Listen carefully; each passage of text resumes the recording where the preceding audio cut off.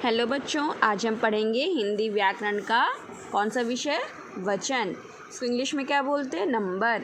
इस वचन क्या होता है, उसके भेद क्या होते हैं, कितने प्रकार के होते हैं और कहाँ कहाँ उनका प्रयोग किया जाता है। ठीक है, इसके विषय में हम इस पाठ में विस्तार पूर्वक समझेंगे। अब आप देखिए इस पाठ में क्या है? वचन। इसको देखिए, पढ़िए और समझिए। इसमें चित्रों के माध्यम से आपको समझाया भी गया है। ठीक है, तो मेरे पास एक गुब्बारा था और वह फूट गया। यहाँ पे दो बच्चे क्या आपस में वार्तालाप कर रहे हैं, आपस में बातचीत कर रहे हैं।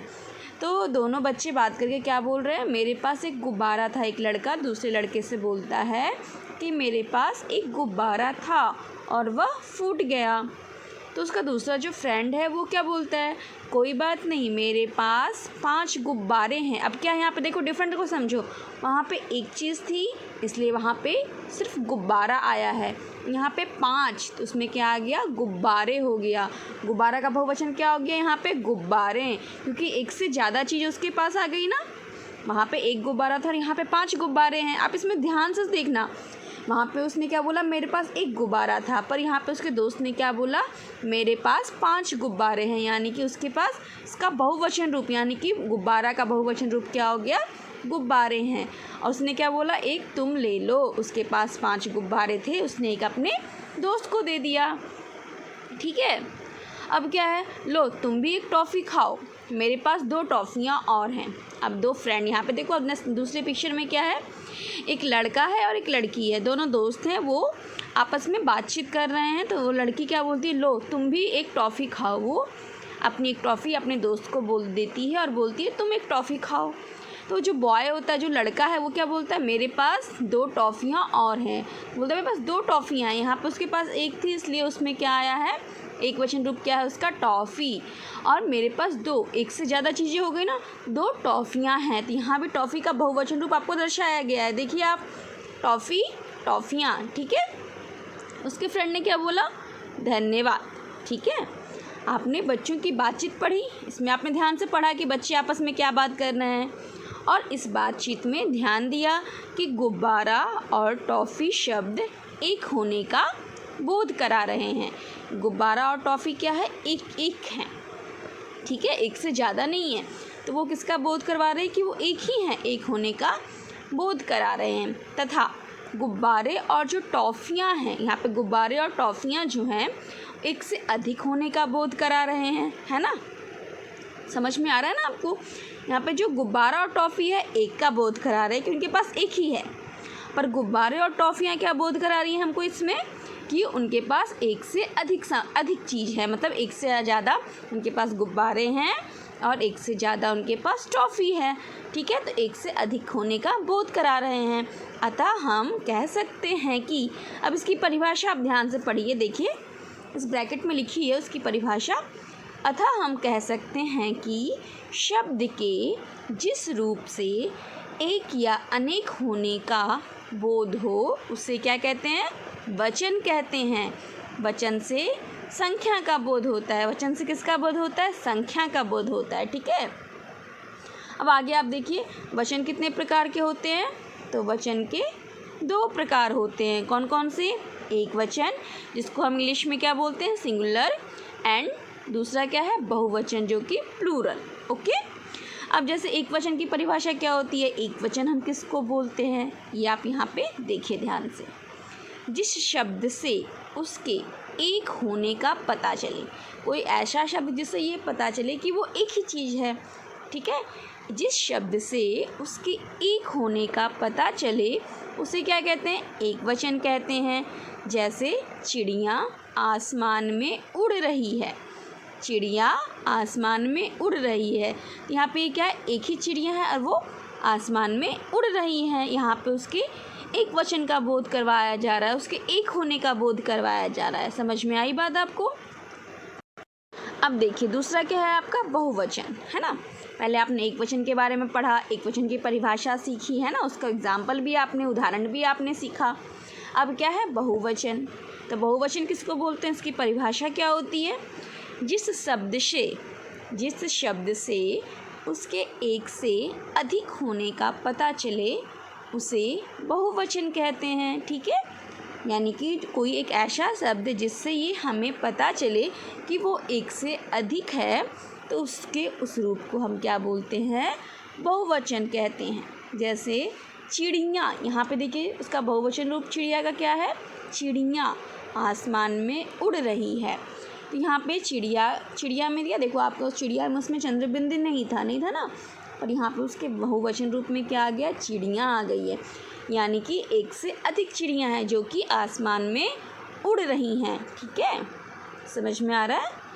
आओ कुछ और भी जानें। अब हम इसके बारे में कुछ और भी जानते हैं, जिससे हमें ये मालूम हो और हम बिल्कुल स्पष्ट तरीके से ये समझ पाएँ कि एक वचन क्या होता है और बहुवचन क्या होता है ना। तो वचन बदलने पर संज्ञा और क्रिया का रूप भी बदल जाता है। ठीक है, जब हम वचन को बदलते हैं, अगर किसी वाक्य में हम वचन को बदल रहे हैं तो उसके साथ क्या होता है, संज्ञा और जो उसकी क्रिया होती है उसका भी रूप बदल जाता है। यहाँ पे आपको देखो उदाहरण दिया गया है, यहाँ पे 2 चूहे हैं, एक में 1 चूहा है, दूसरे में 3 चूहे हैं, है ना। चूहा भाग रहा है, एक वचन रूप है। अब ये देखो चूहे भाग रहे हैं, ये बहुवचन रूप है। तो यहाँ पे देखिए आप, यहाँ पे संज्ञा क्या है, चूहा है, क्रिया क्या हो रही है कि वो भाग रहा है ना। इसमें दोनों में बदलाव आ गया ना आपका, चूहा भाग रहा है, तो चूहा क्या है आपका, संज्ञा शब्द है, और क्रिया क्या हो रही है कि वो भाग रहा है। ये दूसरे में आप देखिए, दूसरे चित्र में क्या है, चूहे, यहाँ पे संज्ञा में बदलाव आया ना, क्योंकि यहाँ पे चूहा है और यहाँ पे क्या आ गया है, चूहे, क्योंकि एक से ज़्यादा चूहे हैं, है ना। तो हम उसको चूहा तो बोलेंगे नहीं, चूहे बोलेंगे ना। यहाँ पे इसके संज्ञा में भी बदलाव आया है, चूहे भाग रहे हैं। देखिए अब उसके संज्ञा शब्द में भी बदलाव आ गया है और उसकी क्रिया में भी बदलाव आ गया है, क्रिया में भी बदलाव आया ना। यहाँ पे एक चूहा है इसलिए वो भाग रहा है, यहाँ पे एक से अधिक चूहे हैं तो वो क्या कर रहे हैं, वो उनका क्या हो गया, क्या क्रिया बदल, उनमें वाक्य में जो हम लिखेंगे वो कैसे लिखेंगे, चूहे भाग रहे हैं। ठीक है, अगर हम यहाँ पे लिखेंगे कि चूहा भाग रहा है तो ये हमारा पूरे तरीके से ये गलत माना जाएगा। ठीक है, इसलिए किसी भी वाक्य में अगर हम वचन को बदलते हैं तो उसमें संज्ञा और क्रिया शब्द का रूप भी बदलता है। ऊपर दिए वाक्यों में आपने ध्यान दिया कि चूहा शब्द का वचन बदलने से रहा है, अब क्रिया का रूप बदल कर रहे हैं हो गया। आपने देखा ना दोनों वाक्यों में क्या अंतर था। यहाँ पे देखिए, यहाँ पे चूहा, यहाँ पे आप ध्यान से देखिए, ये जो 2 वाक्य जो दिए गए हैं तो इसमें क्या हुआ, चूहा शब्द का वचन बदला है तो उससे क्या हो गया, और रहा है क्या, क्रिया है। चूहा शब्द का वचन बदलने से और रहा है क्या, क्रिया का रूप बदल कर रहे हैं हो गया। दोनों में अंतर हो गया ना, चूहा का चूहे हो गया है बहुवचन रूप, और रहा है का बहुवचन रूप रहे हैं हो गया है। ठीक है, समझ में आया। कुछ संज्ञा शब्द एक वचन और बहुवचन में एक समान ही रहते हैं। कुछ शब्द ऐसे होते हैं जिनका एक वचन रूप भी एक जैसा ही होता है और बहुवचन रूप भी एक जैसा ही होता है। कुछ शब्द हैं जैसे कि बादल, आदमी, घर, पानी, पेड़, मंदिर, आंसू आदि। ठीक है, आदर देने के लिए एक वचन की जगह बहुवचन का प्रयोग किया जाता है। अगर हम अपने से बड़े किसी को आदर करते हैं ना, तो उसमें क्या होता है, एक वचन की जगह हम उसमें बहुवचन रूप का ही प्रयोग करते हैं। जैसे कि मेरे पिताजी ऑफिस जाते हैं। अब यहाँ पे जाते हैं, हम उनका आदर सूचक वह शब्द है, पिताजी ऑफिस जाते हैं, तो यहाँ पे क्या है, हम उसका जाता है नहीं बोलेंगे। हम अपने से बड़े को हम ये तो नहीं बोलेंगे मेरे पिताजी ऑफिस जाता है, ये तो अच्छी बात नहीं हुई ना। ऐसे तो हम ये वाक्य नहीं बनाएंगे ना, मेरे पिताजी ऑफिस जाते हैं, है ना। क्यों, तो इसका क्या हुआ, जाते हैं क्या हो गया, इसका बहुवचन रूप हो गया। ठीक है, इसलिए जहाँ पे हम आदर देने के लिए, जैसे हम किसी बड़े को रिस्पेक्ट करते हैं या उनको आदर देने के लिए जो भी वाक्य बोलते हैं, उसमें हम उसका बहुवचन रूप प्रयोग करते हैं। ठीक है, प्रधानमंत्री दिल्ली में रहते हैं। अब प्रधानमंत्री को भी हम आदर दे रहे हैं तो उनका दिल्ली में रहते हैं, प्रधानमंत्री तो एक ही हैं, पर हमने उनमें क्या आदर सूचक शब्द में प्रयोग किया है, रहते हैं। ठीक है, इसका बहुवचन रूप समझ में आई बात। कुछ शब्द एक वचन होने पर भी बहुवचन के रूप में किए जाते हैं। अब कुछ शब्द तो ऐसे होते हैं कि जैसा आपने पहले पढ़ा कि कुछ शब्द ऐसे होते हैं जो एक वचन की जगह बहुवचन में प्रयोग किए जाते हैं, है ना, जैसे कि आदर सूचक जो वाक्य होते हैं उनमें। और कुछ शब्द क्या होता है, एक वचन होने पर भी उनका बहुवचन रूप ही प्रयोग किया जाता है। ठीक है, उसमें कौन कौन से शब्द होते हैं, जैसे प्राण, दर्शन आदि। ये ऐसे शब्द हैं, है तो एक वचन रूप, पर इनका क्या है, बहुवचन रूप में भी प्रयोग किए जाते हैं। ठीक है, सांप को देखते ही मेरे प्राण सूख गए। अब क्या इसमें, सांप को देखते ही मेरे प्राण सूख गए। ठीक है, तो अब प्राण तो कोई हमारा एक वचन बहुवचन तो है नहीं, है तो ये एक वचन की क्रिया, सूख गए, पर हम इसको बहुवचन में भी प्रयोग कर रहे हैं, है ना। देखो आप यहाँ पे सेंटेंस को, इस वाक्य को ध्यान से देखो, सांप को देखते ही मेरे प्राण सूख गए। ठीक है, अब उसने सांप को देखा, ठीक है, ये है तो एक वचन रूप, पर जो एक वचन होने पर भी बहुवचन के रूप में प्रयोग किया जा रहा है। एक वचन है पर इसका प्रयोग किस में किया जा रहा है, बहुवचन के रूप में किया जा रहा है। कैसे, देखो, सांप को देखते ही मेरे प्राण सूख गए। ठीक है, प्राण है तो एक वचन, और उसको प्रयोग किस में किया जा रहा है, बहुवचन में, है ना। मैंने भगवान के दर्शन किए, भगवान भी एक हैं, है ना, भगवान भी एक है। मैंने दर्शन किए, मैंने भगवान के दर्शन किए, एक वचन होने पर भी इसको किस में प्रयोग किया जा रहा है, बहुवचन के रूप में प्रयोग किया जा रहा है। ठीक है, अगर शब्द के अंत में, अब नेक्स्ट टॉपिक है आपका, अगर शब्द के अंत में ई, बड़ी ई या बड़ा ऊ है तो वचन बदलते समय ई का, बड़ी ई का क्या हो जाता है, छोटी ई, और बड़ा ऊ का छोटा ऊ हो जाएगा। इसको ध्यान से आप पढ़िए, देखिए, ध्यान से समझिए। अगर शब्द के अंत में ई या ऊ है तो वचन बदलते समय ई का, बड़ी ई जो है उसका छोटी ई, और बड़ा ऊ का छोटा ऊ हो जाएगा। जैसे जैसे कली, कली का क्या हो जाएगा, कलियाँ होता है ना। जैसे कुछ शब्द हैं जो मैं आपको दूंगी रिवाइज करने के लिए, तो आपको याद करना होगा, उसको समझना होगा। ठीक है, यहाँ पे आपको मैं उदाहरण देके पहले कुछ समझा देती हूँ।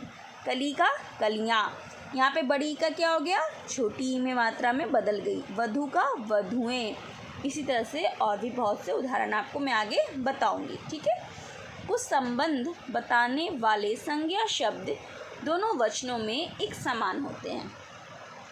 कुछ जो संज्ञा शब्द होते हैं जो कि संबंध को दर्शाते हैं, तो क्या होता है, दोनों वचनों में एक समान होते हैं, चाहे वो एक वचन हो चाहे वो बहुवचन हो।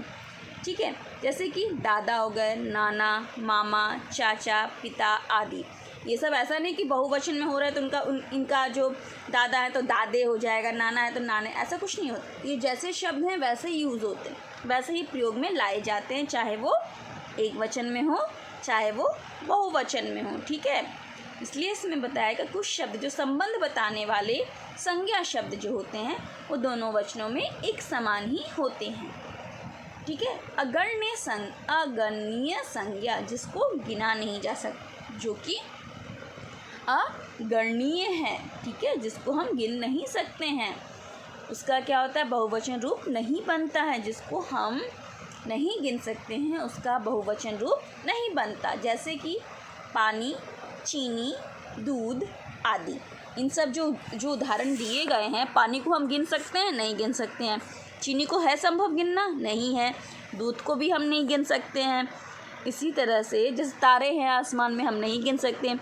और भी बहुत सारे उदाहरण हैं जिसके हम नहीं गिन सकते हैं, तो इसका बहुवचन रूप नहीं बनता है। अब आप देखिए कुछ एक वचन और बहुवचन के कुछ उदाहरण मैं आपको देती हूँ। उसका एक वचन रूप क्या होता है और बहुवचन रूप क्या होता है, इसके बारे में मैं आपको समझाती हूँ। झंडा का झंडे, कमीज कमीज़ें, रात रातें, डंडा डंडे, आँख आँखें, राह राहें, मुर्गा मुर्गे, पंखा पंखे, बहन बहनें, पौधा पौधे, पुस्तक पुस्तकें, बूंद बूंदें, बच्चा बच्चे, है ना। अब गमला गमले, कटोरी कटोरियाँ, इनका एक वचन रूप और उसका बहुवचन रूप, ठीक है। इसी तरह से फिर क्या है, गुड़िया गुड़ियाँ। इसमें देखिए बड़ी छोटी की मात्रा है, यहाँ पे देखिए कितना अंतर होता है, लिखने में बहुत फ़र्क पड़ता है, इसलिए आपको इनको ध्यान से पढ़ना पड़ेगा और लिखने की भी आपको बार बार कोशिश करनी पड़ेगी, उसके लिए आपको बार बार प्रयास करना पड़ेगा, ठीक है, कि हमें लिखना किस ढंग से है। क्योंकि आपको ओरल, आपको मौखिक रूप से तो आप बोल दोगे कि ऐसे इसका ये होगा, इसका ये होगा, पर आप लिखने में अगर गड़बड़ कर दिए तो आपके मार्क्स नहीं आएंगे, वो गलत हो जाएगा। इसलिए आपको याद भी करना है और किस ढंग से लिखना है, उसकी स्पेलिंग क्या होगी, इसके ऊपर भी आपको ध्यान देना है, इसका आपको प्रैक्टिस भी करनी है बार बार, ठीक है। गुड़िया गुड़ियाँ, कौआ कौए, रुपया रुपये, बहू बहुएँ, वधू वधुएँ, माला मालाएँ, कक्षा कक्षाएँ, चिड़िया चिड़ियाँ, टोपी टोपियाँ, छुट्टी छुट्टियाँ, मछली मछलियाँ, घड़ी घड़ियाँ, बिल्ली बिल्लियाँ, कहानी कहानियाँ, मिठाई मिठाइयाँ। कितने सारे शब्द मैंने आपको बताए यहाँ पे?